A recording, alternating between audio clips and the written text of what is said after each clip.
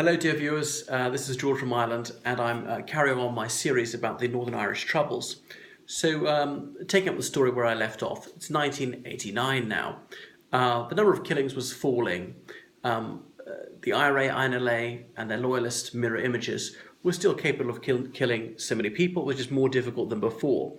The security forces had 20 years' experience of handling the situation. They'd grown more adept in their role. They were able to very quickly close down areas. There'd be soldiers waiting in helicopters ready to go at a moment's notice if there's any shooting incident.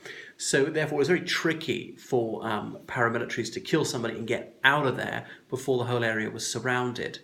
But Douglas Hurd, who'd been Northern Ireland Secretary, was subsequently Foreign and Commonwealth Secretary, he said that the army had told the British government that they could contain the situation, but it was difficult to defeat the terrorists comprehensively.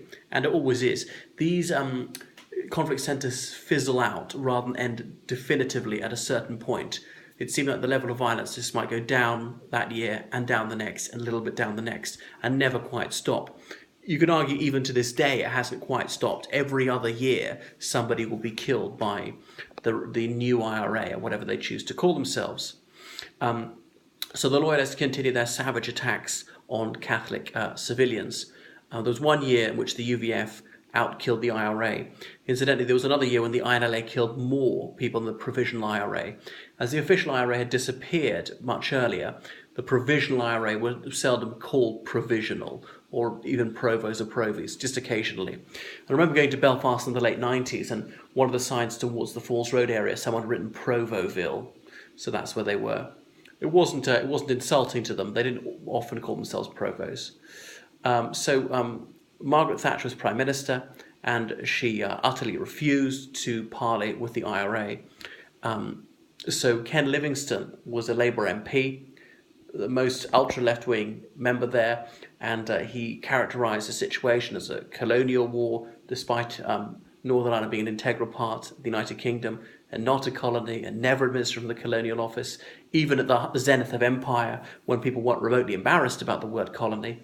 And he said that she was fighting a dirty war in Ireland. Well, there's obviously conflict in the north, and conflicts cannot be fought without people being killed. What quite does the dirty refer to?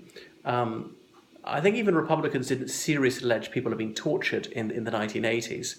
There were a few instances where IRA suspects were beaten up in the Castlereagh RUC station, and that's about as far as it went.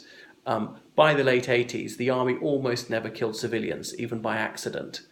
So even from the 70s, you can see footage of people in Republican areas verbally abusing soldiers and soldiers arguing back. But the civilians knew that the army were not going to harm them. That's why they were confident enough to swear at these men.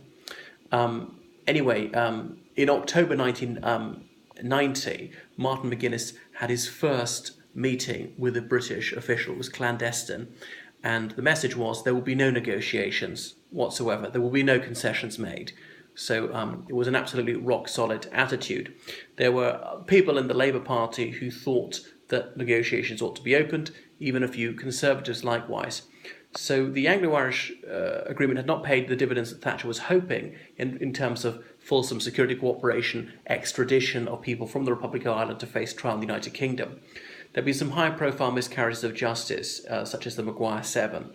Now, admittedly, they hadn't actually had their convictions overturned by that term. There was protest, there were diplomatic representations.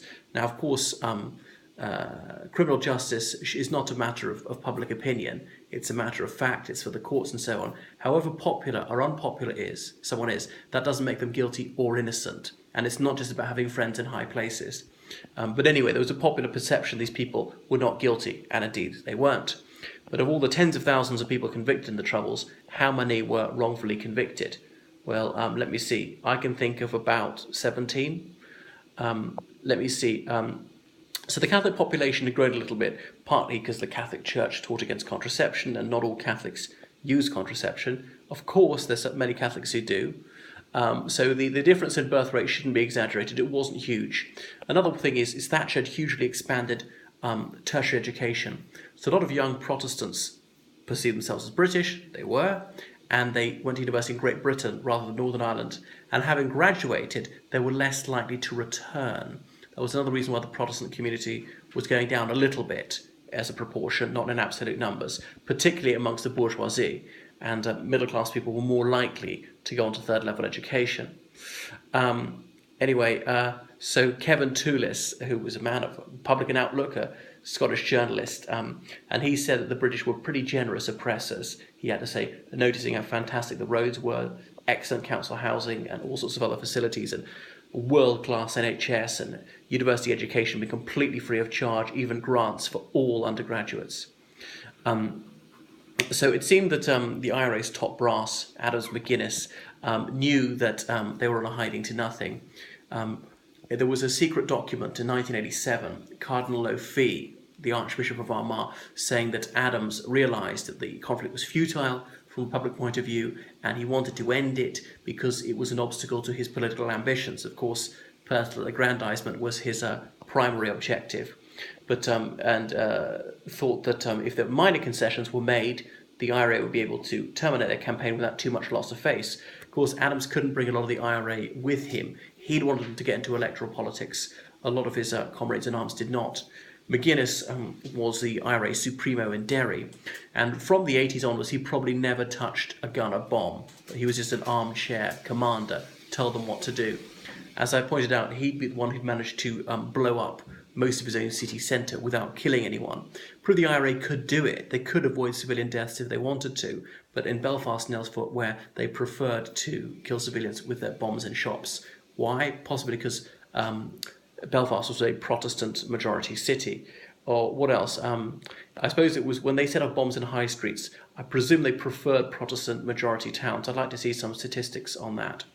So a masked IRA spokesman told British television in 1990, our strategy is to sap the political will of the British government. And here the Provos were telling the truth. That was their long-term objective. They realised they couldn't defeat the UK dramatically, but if they kept chipping away, that they felt that the UK's willingness to resist would eventually leach away. Because when conflicts start, there's usually heightened belligerence. But that support for fighting the conflict tends to dip over time, particularly if people can see no end in sight and the suffering doesn't seem to be to the furtherance of any goal. Ken Livingstone, when he was chairman of the Greater London Council in the early 80s, had invited Adams to meet him, and Livingstone had been reviled. He said that the IRA were not criminals, but then he later said, well, if you know anything about it, please tell the police. So there he was, eating his words.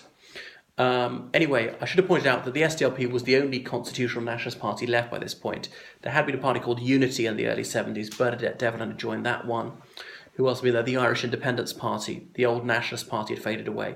Eventually, Unity and the Irish Independence Party folded. The SDLP was the only nationalist party advocating a peaceful progress towards their long-term goals. So it seems that more obdurate figures in the IRA had been taken out. Desiree had been shot dead by the security forces, leaving Adams and McGuinness there, those who were more amenable to compromise in the long run. So in the early 90s, some of the IRA men who'd been given long sentences in the early 70s were being released. And because they'd killed quite a few civilians in the 70s, the IRA were giving quite long warnings, like an hour warning where they placed a bomb in a public place. But some of the people who'd been jailed in the 70s were coming out saying, no, that's too long, don't make it too easy, because the army was getting better at defusing these devices. So they were giving shorter warnings. There are all sorts of ways to do it. Sometimes detonators went off, the actual bomb didn't go off. Moles inside the IRA would sometimes bring the explosives to the IUC, who'd inject a chemical into them, which would stop the explosive actually going off. So Unionists were absolutely inflexible. There must be no negotiation with the IRA or the INLA, nor did they call for negotiations with the loyalist terrorists. So the IRA could cause some economic damage, particularly setting off bombs before Christmas and things like that. There was a bomb in Warrington in the early 90s in England, in which two little children were killed, Tim Parry and Jonathan Ball. This caused fury in the UK. Two Catholic men who had nothing to do with the bombing were then murdered by loyalist terrorists, which merited very little media coverage. It ought to have been covered, by the media, not so much. And nationalists pointed this out as a sign of double standards. Anyway, the loyalists carried on killing innocent Catholics, bursting into pubs, shouting "trick or treat" at Greysteel for one occasion. And at the funeral of one of the victims, the father of one of the victims approached John Hume and urged him to carry on his contacts with the IRA. John Hume had met Adams in secret to try and see if he could persuade the IRA into laying down their arms. And the IRA tried to film it, so Hume pulled out of that. Later, there were more talks. Ray Smallwoods was a chief within the UDA, and he'd shot dead Bernadette Devlin, shot her in about 1979, though she hadn't died. He'd then been arrested by the SAS for watching the house. And Bernadette Devlin says, well, the SAS must have let it go ahead. Why would they arrest Smallwoods then? But Smallwoods had entered into indirect negotiations with the IRA via a Catholic priest. And whilst these talks were going on, he was shot dead by the IRA. Father Reid of Clonard Monastery in Belfast felt it was wrong to do so because though Smallwoods had committed many ghastly crimes, he was someone who was looking to end the conflict.